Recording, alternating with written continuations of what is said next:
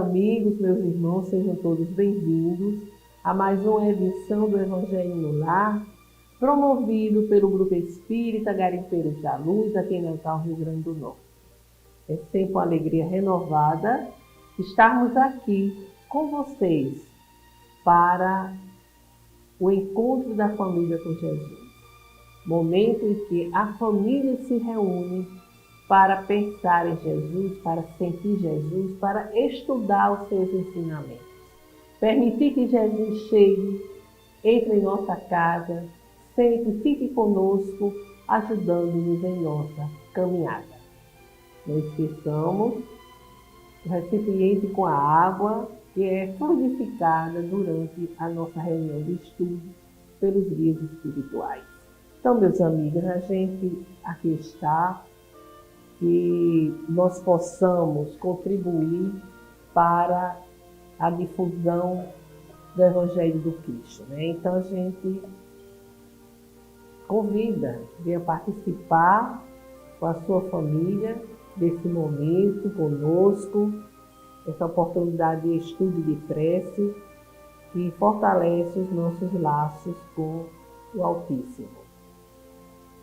Inscreva-se em nosso canal, participe, comente, compartilhe e contribua assim para semear a paz, para semear a fraternidade no seio da nossa família, de cada família que aqui venha participar conosco e que pode se transformar em um veículo de difusão do Evangelho no Lar. Então vamos fazer a nossa leitura preparatória, né? A gente está com o livro agora Ceifa de Luz, já concluímos o Pão Nosso, é mais um livro da coleção Fonte Viva e temos hoje a mensagem de número 3, no mundo afetivo. Amados, se Deus de tal maneira nos amou, devemos amar uns aos outros. João, na primeira epístola de João, no capítulo 4, versículo 11. Reprovamos a violência e clamamos contra a violência. No entanto, na vida de relação, muito raramente nos acomodamos sem ela, quando se trata de nossos caprichos. Muito comum, principalmente quando amamos alguém, exigirmos que esse alguém se nos condicione ao modo de ser. Se os entes queridos não nos compartilham gostos e opiniões, eles irritadiços ou estomagados, reclamando contra a vida.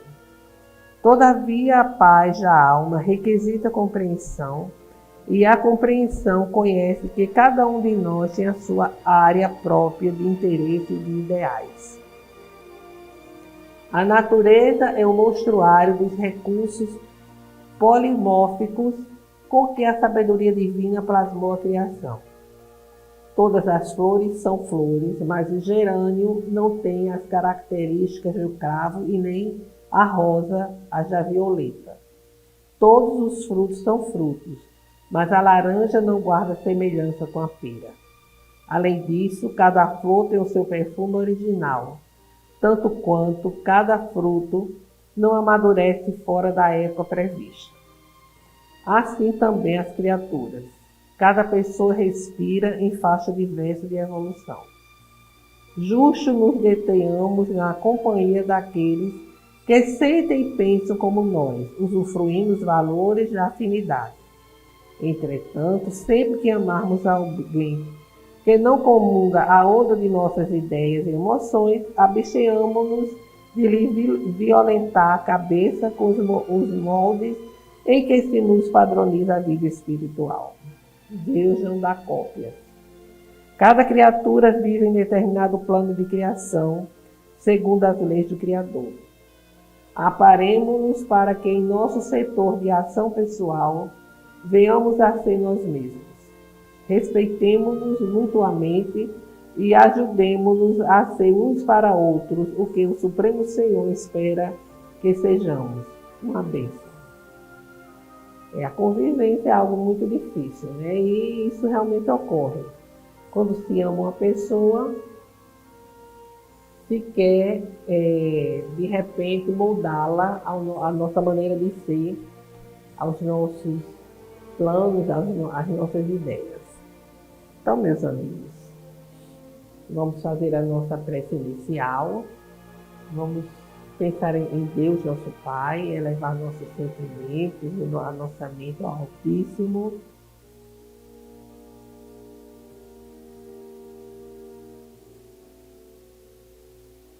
Amado Jesus, pedimos permissão para iniciarmos o Evangelho no lar.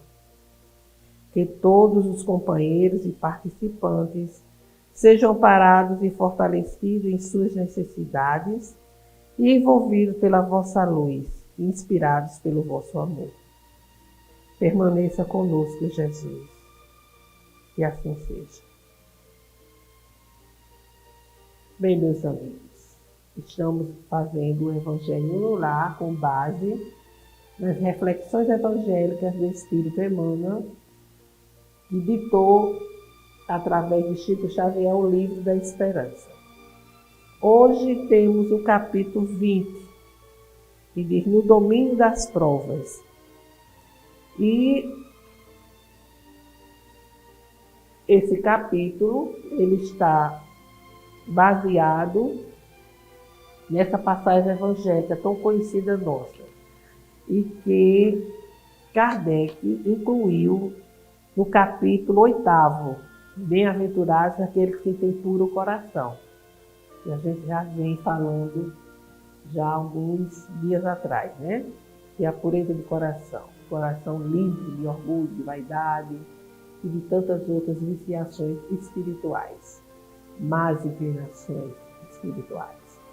Então, ele é baseado nesse item desse capítulo, que é escândalos.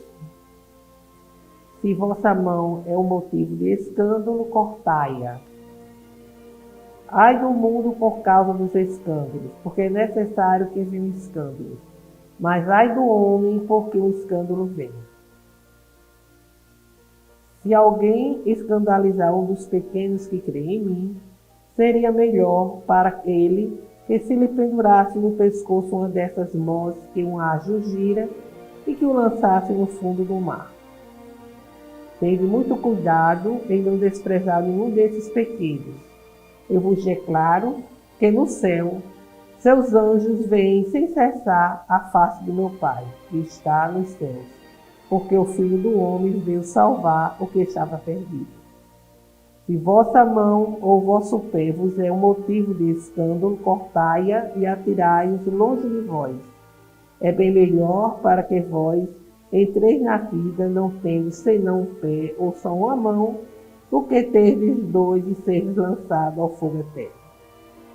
E se o vosso olho vos é motivo de escândalo, arrancai-o e lançai-o longe de vós. É melhor para vós que entreis na vida não tendo senão um olho, que tendo dois e seres precipitados ao fogo do inferno. Está registrado em Mateus, no capítulo 18, versículos de 6 a 11, e no capítulo 5, 29 a 30, os versículos. Interessante que a gente fica, assim, a princípio, sem entender o que Jesus estava querendo aqui dizer. Ele diz que ai daquele por quem vem o escândalo, mas que escândalo é necessário. Como vamos entender isso? Então, o que é que a gente elaborou? Elaborou uma síntese dos ensinamentos, porque a gente precisa entender a mensagem de Jesus nessas suas colocações. Então, primeiro nós vamos compreender o que seja escândalo. No sentido moderno, escândalo apenas representa a exposição pública de ato indecoroso, fazendo com que a imagem de quem cometeu tal ato seja manchada e sua reputação caia em declínio ante a sociedade. Mas, no sentido evangélico, a palavra, ou seja, no sentido que Jesus apresenta, vemos que a repercussão pública, a exposição do erro não é necessária. Escândalo, então, assume a conotação de tudo que é consequência efetiva do mal praticado. Praticou-se o mal, isso é um escândalo. Não é necessário que as outras pessoas tomem conhecimento. Não é necessário que isso venha a público, como se diz. Mesmo abafado, escondido, camuflado, ele não deixa de ser uma repercussão ante as leis divinas, disparando o mecanismo de causa e efeito. Interessante. Muitas vezes se pensa, se acha, não.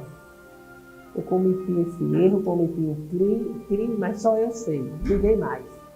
Engano. A pessoa infringiu a lei divina, então vai ter uma repercussão junto à lei de Deus. Então, o mecanismo de causa e efeito é disparado imediatamente.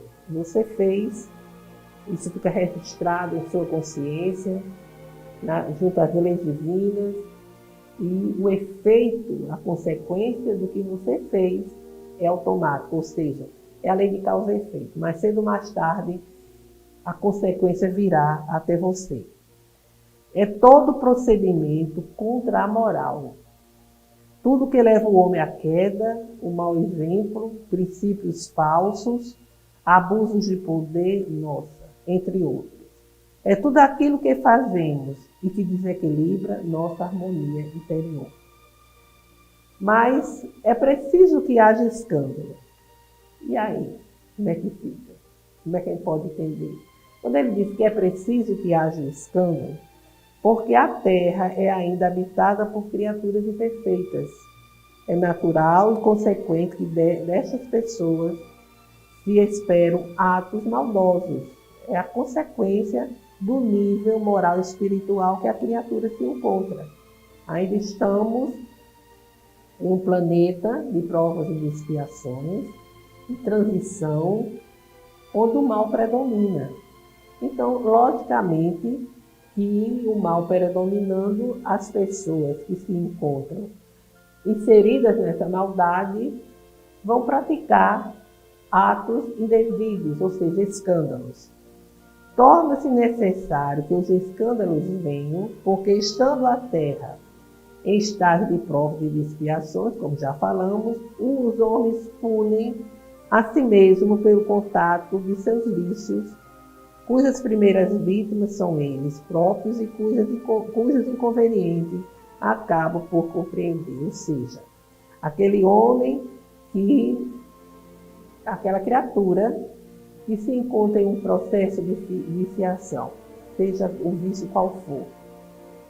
Primeiramente, ele está punindo a si mesmo, porque quem está tendo o primeiro contato com o vício, com a destruição do vício, é ele próprio.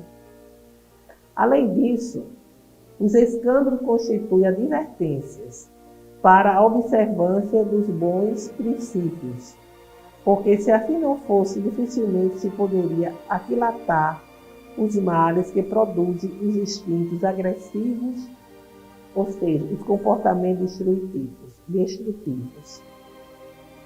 Então Jesus diz, ai daquele por quem vem o escândalo. Isso não é uma ameaça, é uma advertência, porque mesmo sendo necessário, isso não isenta o homem das consequências do escândalo provocado. Quando o indivíduo escandaliza, prescreve para si mesmo consequências lamentáveis, sendo conduzido a percorrer o caminho da volta com aqueles a quem feriu, ou enfrentando os acidentes morais que foram deixados no transcurso de seus atos. Algo extremamente reflexivo, né? Quando Jesus diz que ai daquele por que o escândalo venha. Primeiro, o escândalo é necessário porque a Terra ainda é um planeta de pessoas extremamente imperfeitas, um planeta de provas e de expiações, e então pessoas que ainda se encontram nas viciações morais as mais diversas. Então, é inevitável que venham os erros, que venham os escândalos. Mas aquela pessoa, porque o escândalo venha, Jesus diz, ai daquele porque o escândalo venha. Por quê? Porque quando Jesus diz que o escândalo é necessário, isso não vai isentar o homem de ter que assumir as suas consequências, né? Quando ele diz que é necessário, aliás, quando ele diz que é necessário que o escândalo venha, é, como já dissemos, pelo estágio em que a humanidade se encontra, né? Então é necessário nesse sentido. Mas isso não isenta o homem que pratica o escândalo. E é quando ele diz, ai daquele porque vem o escândalo. Por quê? Porque o indivíduo que escandaliza, isso não é um castigo, não é uma, vamos assim dizer, uma ameaça que Jesus faz. Ele está querendo dizer que o homem prescreve para si mesmo as consequências do escândalo praticado, das suas ações. E ele, diante da lei de causa e efeito, ele é conduzido a percorrer o caminho de volta, quer dizer, na reencarnação, junto daqueles a quem feriu, foi enfrentando os acidentes morais que foram deixados no transcurso dos seus atos. Escandalizar um dos pequenos é tão grave que seria melhor que lhe pendurasse o pescoço uma dessas mós que um asno gira e que o lançasse ao fundo do mar. Aqui o mestre refere-se aos pequenos, que são aqueles que já alcançaram a simplicidade e humildade e creem nele, sendo compromisso grave querer desviar alguém que, depositando fé em Jesus, se dispõe ao crescimento e alicerces firmes de uma nova vida para Deus. Ele usa uma figura muito forte, né, para chamar a atenção. E ele menciona, né, os anjos do céu, em referência aos espíritos que, como guardiães, acompanham e orientam do plano maior os nossos passos. Obviamente que Jesus, quando ele diz a pedra do moinho colocada no pescoço, no ponto, você percebe que ele diz colocar uma pedra no pescoço, né, e atirar ao mar.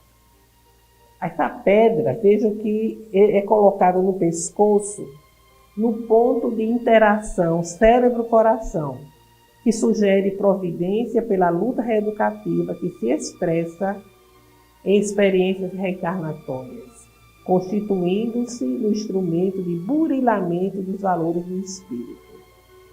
Lançar ao mar, figura didática, mostra a responsabilidade do espírito consciente, que ao invés de escandalizar, prefere as lutas mais difíceis do mar da existência física, das reencarnações dolorosas e difíceis, como vistas ao seu reequilíbrio.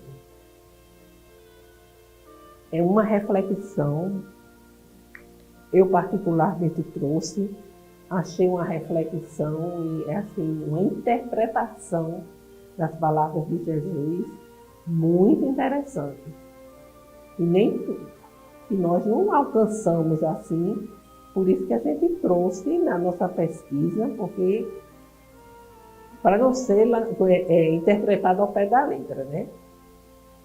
Jesus naquela época falava para pessoas que não estavam em condições de entender a profundidade de seus ensinamentos. Então ele usava essa figura didática, né? Essa figura assim, bem chocante para chamar mesmo a atenção. Ele queria dizer o quanto era grave escandalizar. A verdade é essa. Então, para que as pessoas entendessem, ele faz essa colocação, né? Que é preferível que pendurasse no pescoço dessa pessoa uma dessas mós que um asno gira e que o lançasse ao fundo do mar. Mas ele também nos diz algo que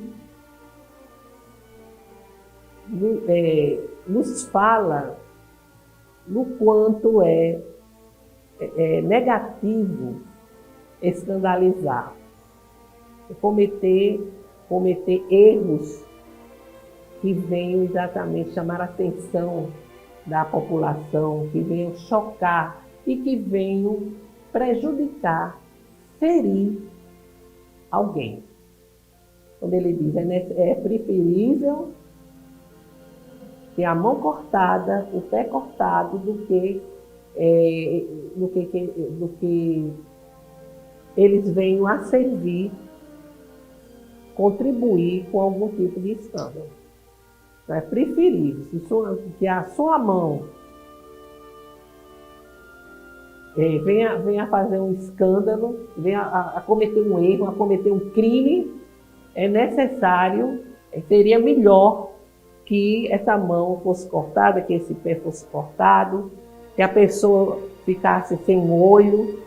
Aí eu lembro de uma amiga, ela nasceu com o braço esquerdo só pela metade, sem a mão e assim, bem perto já do cotovelo.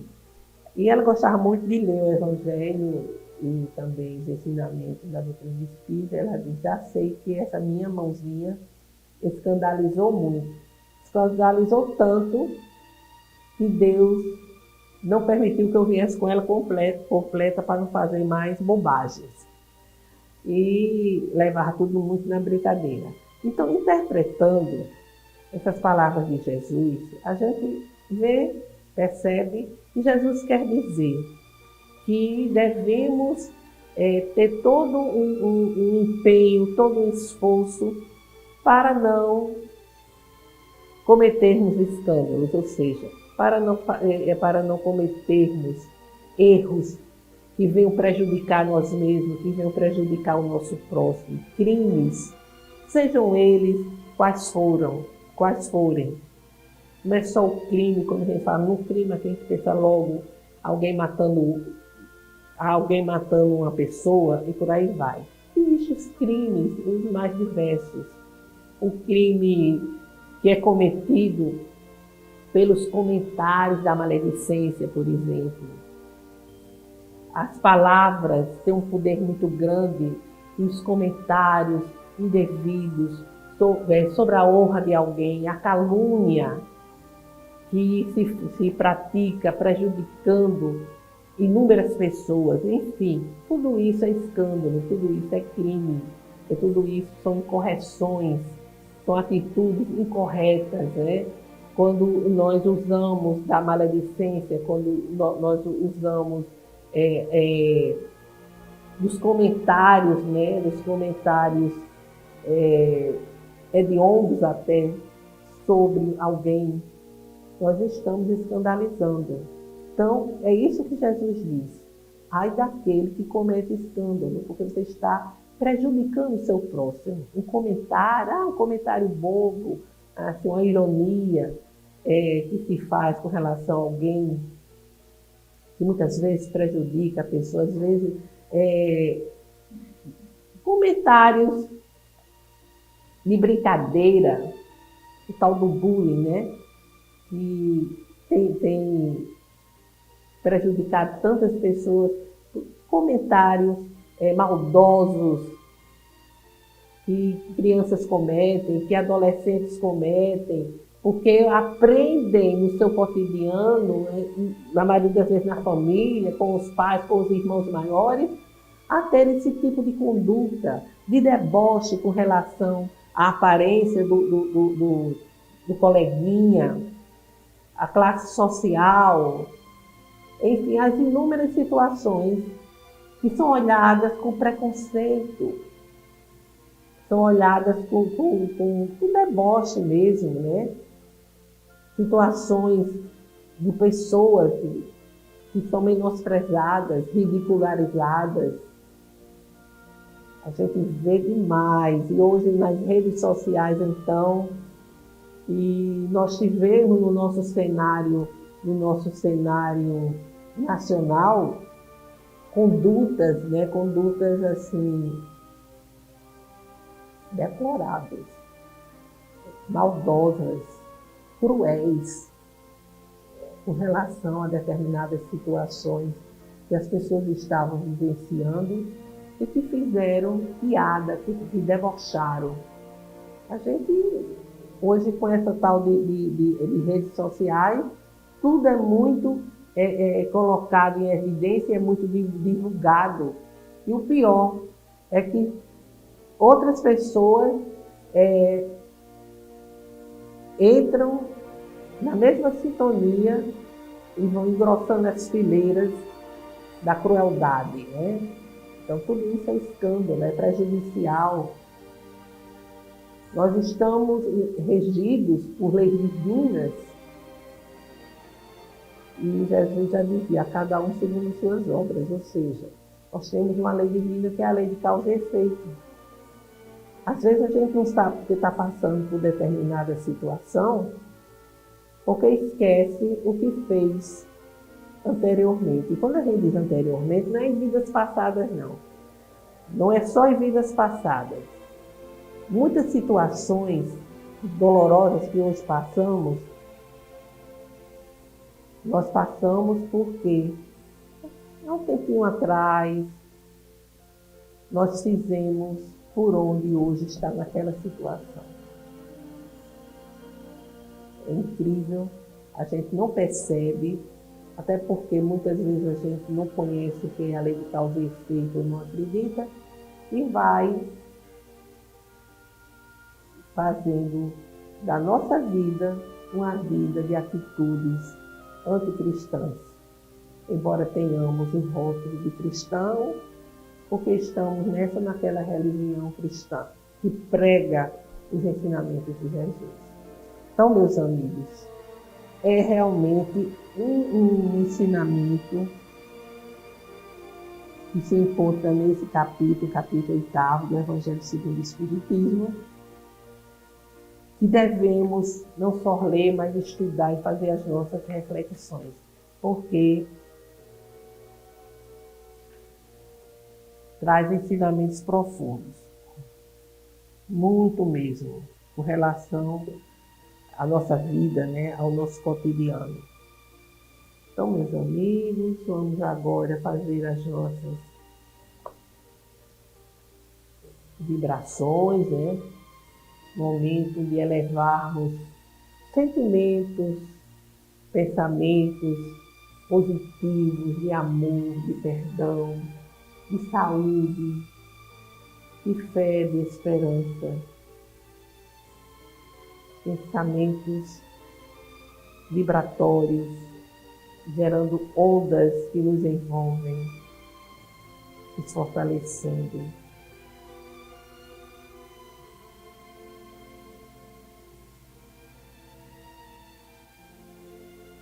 Amado e divino Mestre, que os nossos sentimentos de amor possam ser direcionados a todos os nossos irmãos que sofrem, encarnados e desencarnados, que sofrem por dificuldades materiais ou espirituais, para que sejam assim amparados e esclarecidos em suas dores, recebendo de vossas mãos o remédio salutar.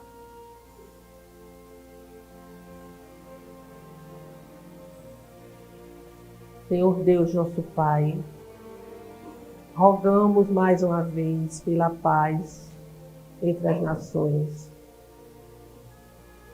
pela fraternidade entre os povos, pela justiça social em nosso país,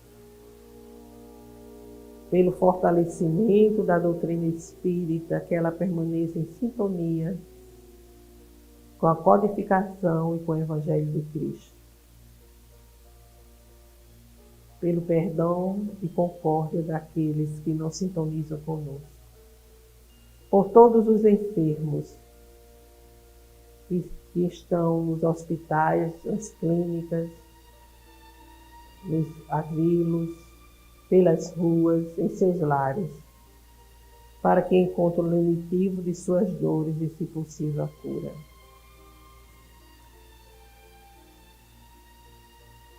Por todas as famílias, para que o Evangelho do Cristo chegue aos lares, levando harmonia aos corações. Vamos fazer agora uma pequena pausa para que cada um apresente as suas rogativas específicas.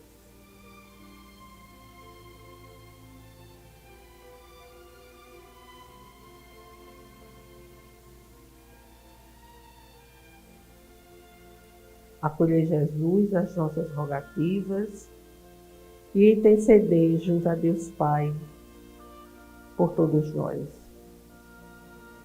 Obrigada, Jesus, pelas lições estudadas, e que a água fluidificada seja um lenitivo para as nossas dores físicas e espirituais. Que assim seja. Pai nosso que estás em toda parte, glorificado e santificado seja o vosso nome no louvor de todas as criaturas. Venha a nós o vosso reino de amor e sabedoria, seja feita a vossa vontade, acima dos nossos desejos aqui na terra e em todos os ciclos espirituais. O pão do corpo, o pão do espírito, dai-nos hoje. Perdoai, Senhor, as nossas dívidas, ensinando-nos a perdoar os nossos devedores, com esquecimento de todo mal, não permitindo que venhamos a cair nas tentações das nossas próprias inferioridades. Livra-nos, Senhor, de toda maldade, pois vosso é o reino, o poder e a glória para sempre, e assim seja. Com esta prece, encerramos o Evangelho de hoje, desejando a todos uma semana de saúde e de paz. Até breve.